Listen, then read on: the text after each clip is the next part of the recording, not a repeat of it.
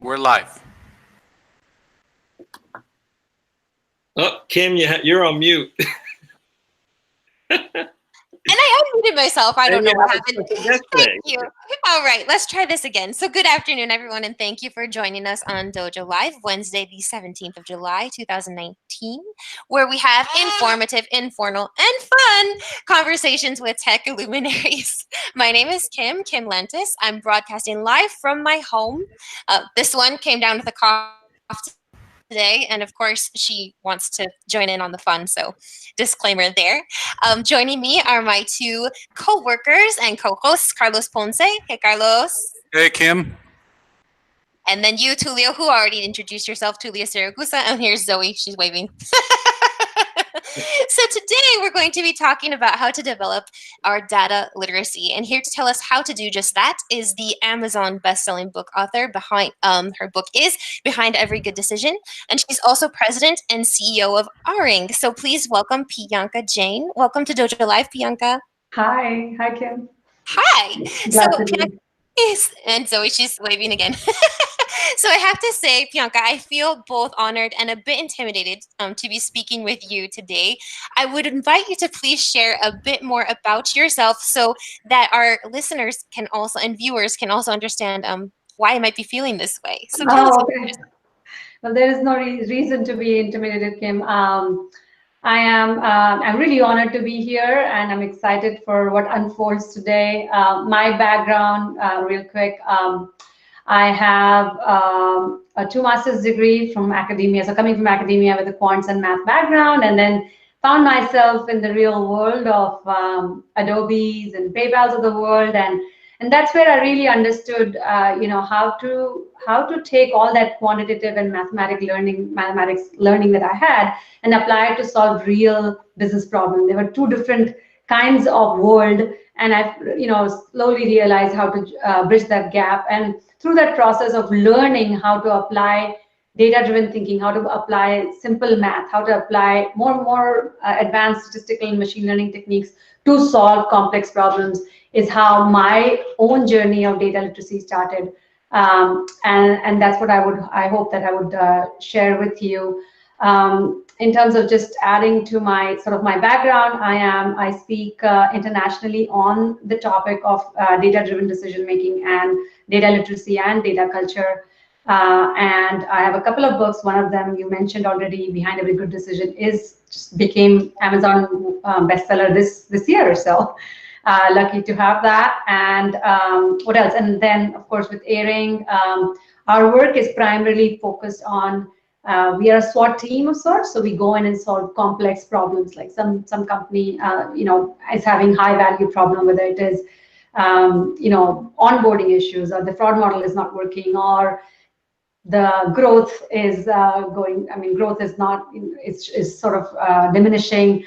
EBITDA is not looking good, or margins are going down. So these are the kind of big problems that we go in and solve with our data science consulting service. And on the data culture aspect, there are many mature organizations which are our clients who want to be Facebook like or Google's like, right? They want to be able to think and act data, and we help with that transition along with the data literacy work. We also have an academy online on aryng.com where anybody who's interested in learning or getting scaled up in data science can go and take certifications and programs. Hey, Kim, sorry for the quick interruption. I apologize for those who are tuned in on LinkedIn. We had an interruption on the live broadcast. I rebroadcasted it. And if you want to watch the entire interview uninterrupted for this session, you can go on nearsoft.dojo.com and you'll be able to do that. Back to you, Kim. Thank you. Perfect. Thank you, Tulio. So yeah, the show must go on as we've proven today. So Piyanka, I was going to ask you about Aryng and your product and services, but you already went ahead and answered that for us very well. So you said something, I heard you say data culture, and I'm wondering, could you go into a bit of that detail of what is a data culture? What does it mean to be data driven? And why is that important for companies? Yeah, and that's a great question. I'm just coming back from an event, event where I was, where I keynoted in front of 300 executives on which were in the hospitality and event business, and that's exactly what my topic was as well. Why do we even care? Why is this culture of data important? Now, let's go back, like let's say 200, 300 years ago, and let's say we are all entrepreneurs as business makers. 300 years ago, we all had our, if we were all businesses, we would know each of our customers, right? Because we would, probably shake hands with them, and I probably was selling wool or, whatever else, and you were probably selling something, some of those spices or goods, and we would know each other. In today's world, a digital world, we have millions of customers and we don't know them face to face. And how are we building products and services if we don't know them, if we don't know their needs? The only way for us to know that or understand their needs and build products to serve that need is through understanding what the data can tell us about those million people. How are those million customers, what are they doing on our website, or what are they doing on our product? How are they using our product? Which features do they prefer more versus less? What are the different use cases they are using our products for? And so on. So there are many, many use cases from that perspective. The other thing which is also now added, not only the human aspect, but devices, IoT, devices are producing sensors, devices are producing data. And now we have the ability, imagine, oil and mine, Chevron, ExxonMobil, right? Thousands and thousands of these devices, even the pipes or the machineries, different parts, pressure gauges, the heat valves, everything is now basically a smart device.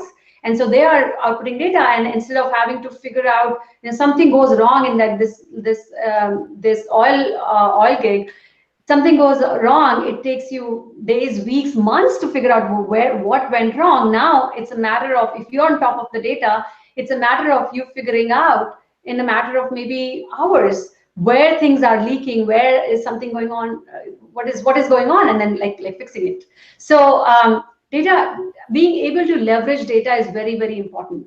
Now, organizations who have a culture of data are able to think and act data, which means it's not just the responsibility of the data managers to be able to, oh, now that something is wrong, let's me look at the data, and these small percentage of people, 1%, 2% of the organization who is able to do something with data. Well, that was the world 20 years ago when, people like me, we were, data scientists or analysts in the world of Adobe or PayPal. When big problems happen, PayPal went from, for a particular product, went from 2-digit growth to single-digit growth. They would come to people like us and say, hey, what's going on? Let's figure this out.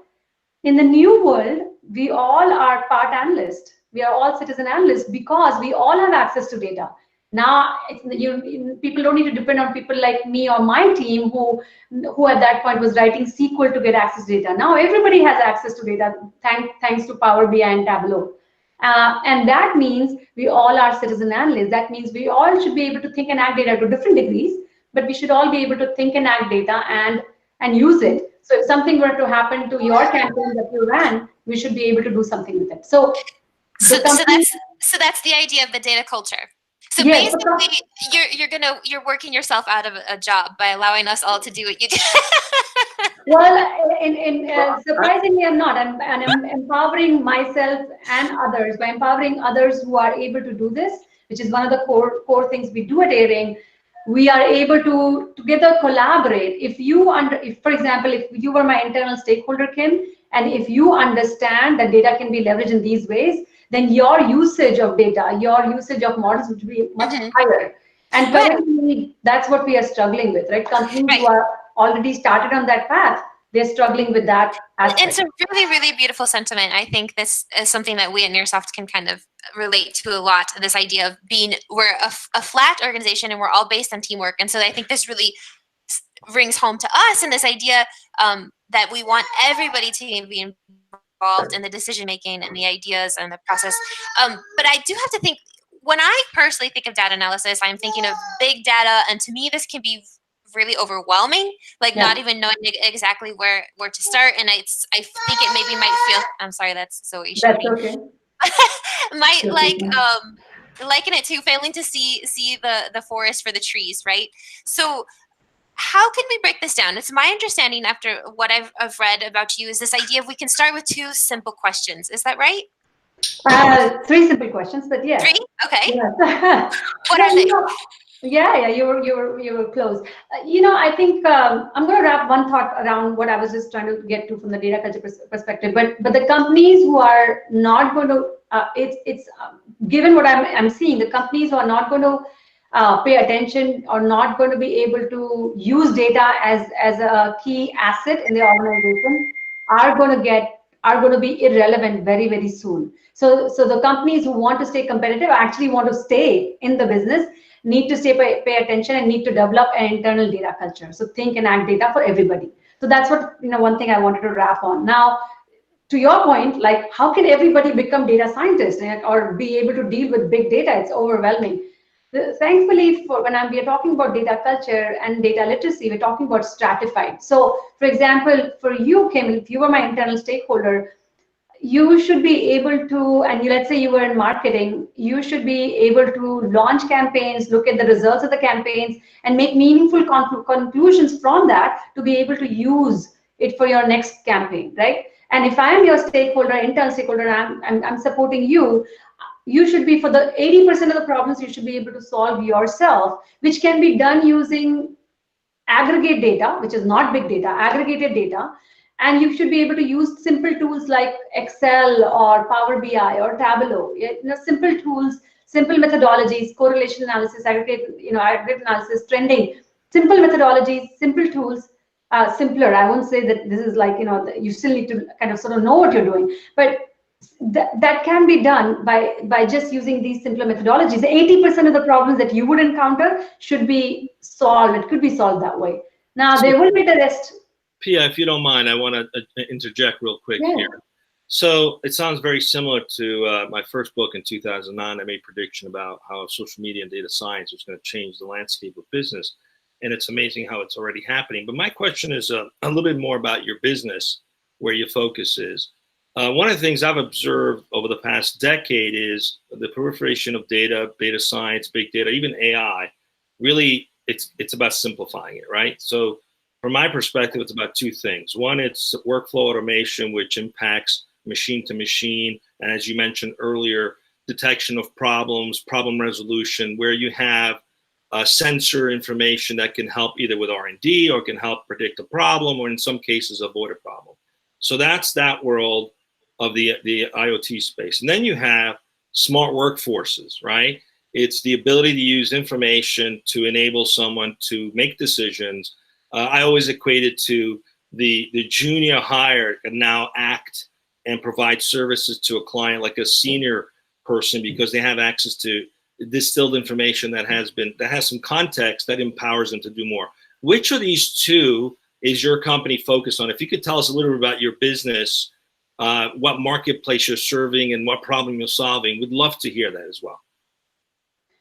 Sure. I mean, we expand the breadth of strategic data science consulting. So we are often in boardrooms and executive rooms, working with the executives and figuring out what their organizational structure can be, should be, helping them think through the data culture aspect, also center of excellence aspect, all the way very, very strategic to all the way to identifying the top analytics project, top agenda. How do you move? How are you going to make a motion towards better margins for the organization, or driving growth, and identifying top projects, and then actually working on it with all the tools kits we have. Sometimes simple logic is enough.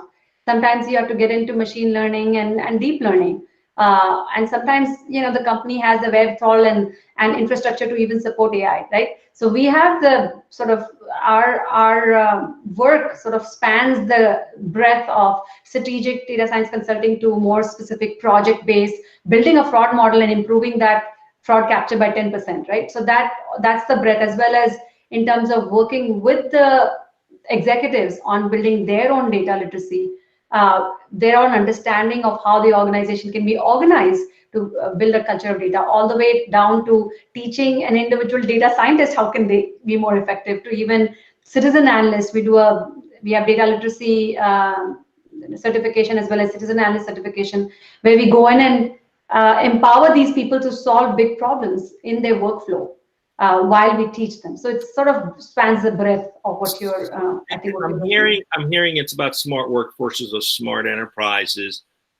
What are you seeing in terms of adoption across organization? Are companies adopting these strategies to get smart about how they work and how they operate?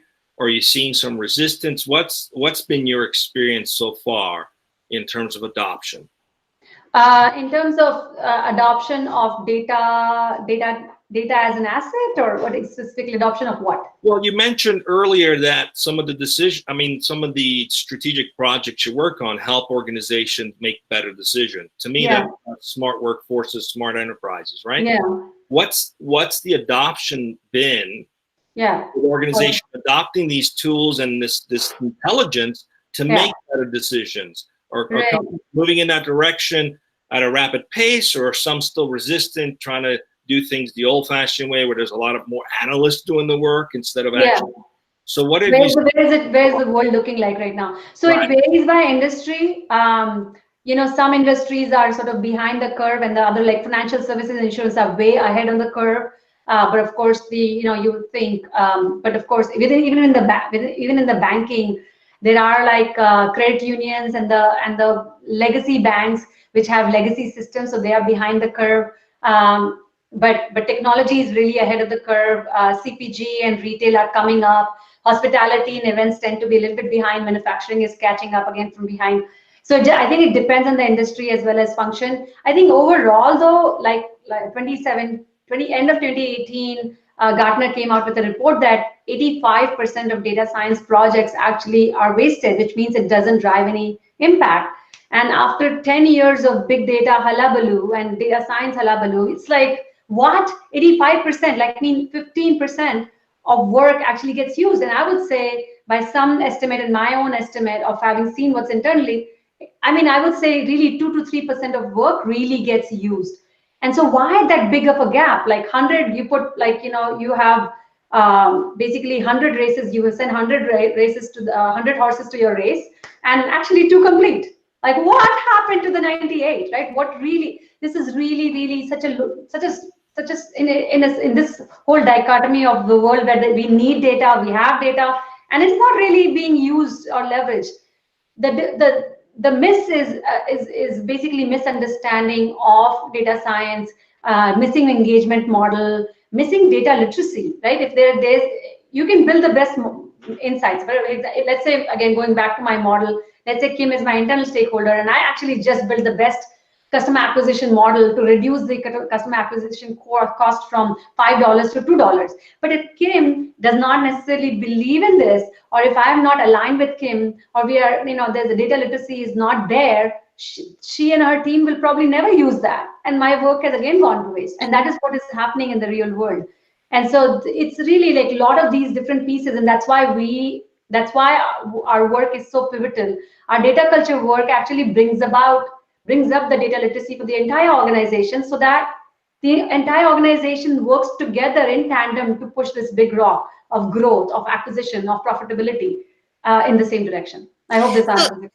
So increasing that data literacy, I think you were going back and you were talking about this idea of powering, and we were going to discuss 3 questions that we can ask ourselves to increase our data literacy and our own empowerment. Can we get back to that? Like, what are those questions? Yeah, so the 3 key questions is another framework, and people who are interested, they can go to aryng.com and find that white paper as well. And we talk about, there are 3 key questions to ask your data as you begin your journey, because data doesn't speak. We often think like, oh, let me build this dashboard, the best of it, and shake it, and then it'll start speaking to me all these intelligent things that again will tell me to do this and do that. Actually, data doesn't speak. It only responds to intelligent questions. I mean, if you ask garbage question, you'll get garbage out, garbage in, garbage out. So it's about asking important questions, relevant questions to your data. So the 3 key questions is actually a framework which starts with the first question is, how am I doing? First question is, how do you even measure success for yourself? And for different organizations, it'll be different metrics. But then you should have clarity on what is the key metric for your organization, right? So how am I doing is the first question. Second is, what drives how am I doing, right? So what is, using your portfolio analysis or whatever else, understand what are the drivers. For example, if your key metric is revenue or growth, what are the drivers for the growth for your organization? It might be it's a function of new acquisition. It might be function of retention. It might be function of these different, competitive feature set that you're building. How am I doing? What is that?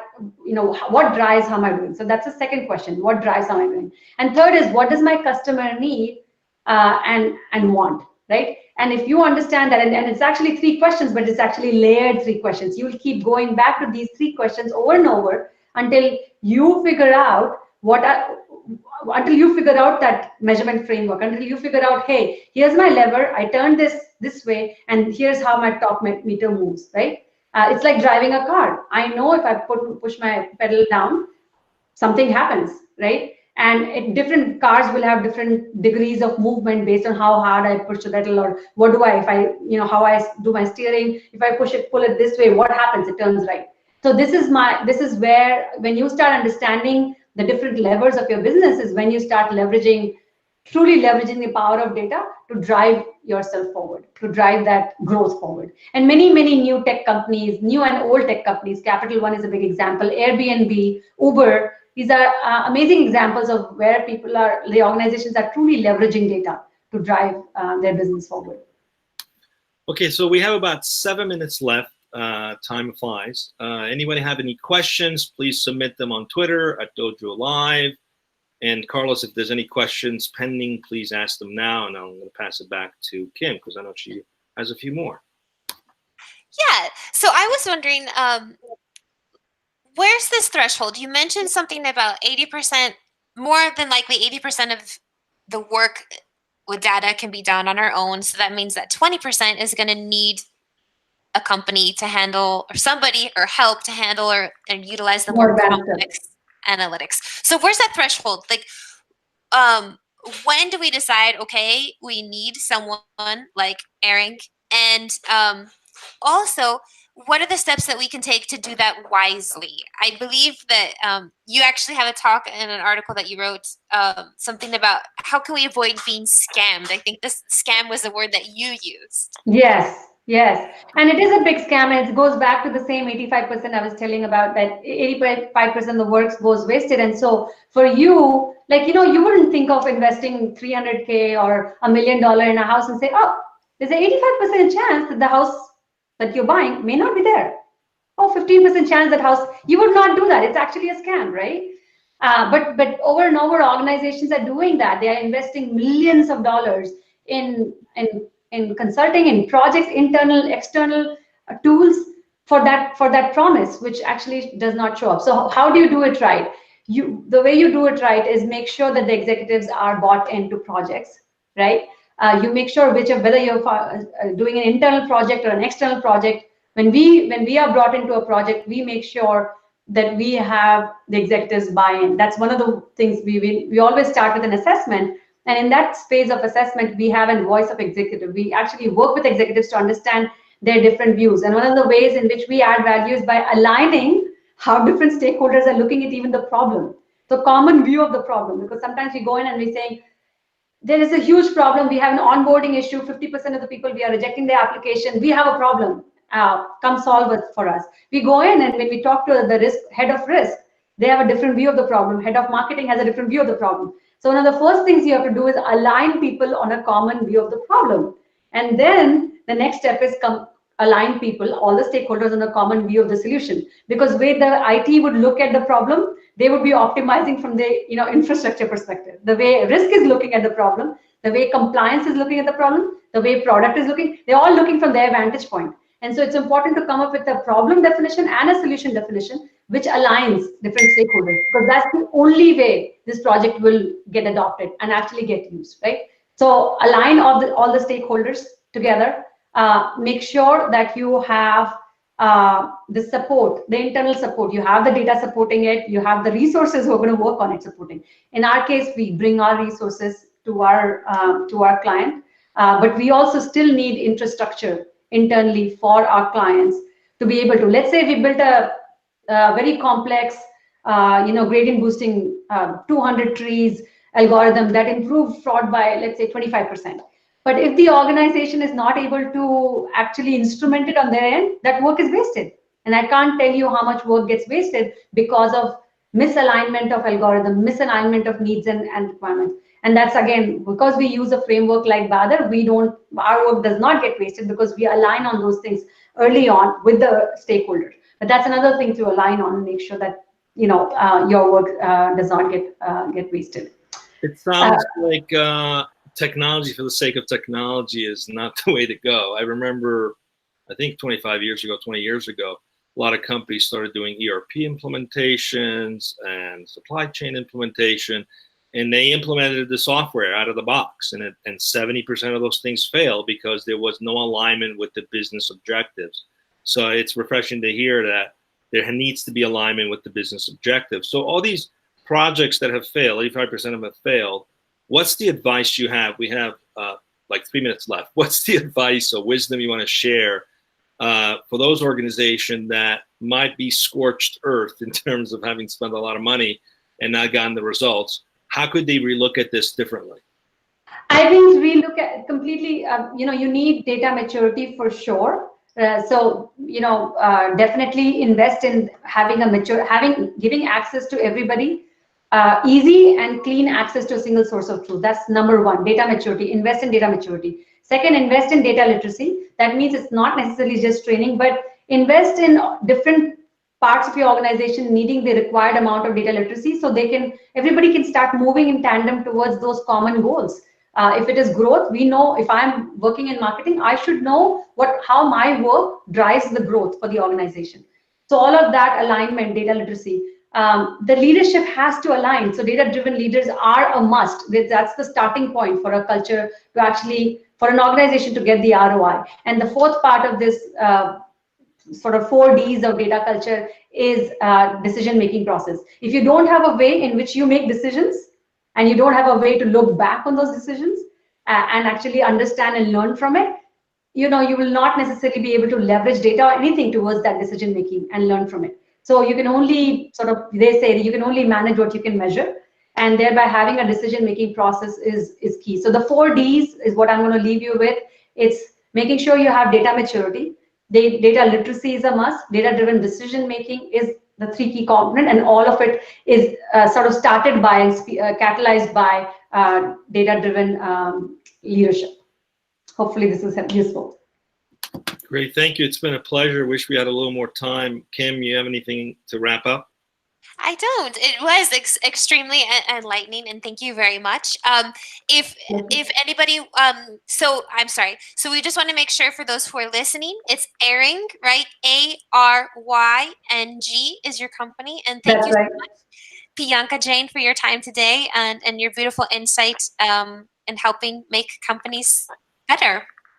Yes, pleasure to be here. It's our pleasure. Thank you, everyone, and I hope you have a great day. And see you next week on dojo live. Thank you so much, Piyanka. I'm going to send you an updated version of the landing page. And for any contact info, if you're watching and want to get a hold of Piyanka and her company, it'll all be there on the Dojo Live website. And as far as I'm concerned, Piyanka, thank you so much for having accepted the invitation to be here with us today. And we're going to be in touch. Yes, thank you. Thank you so much. Bye, guys.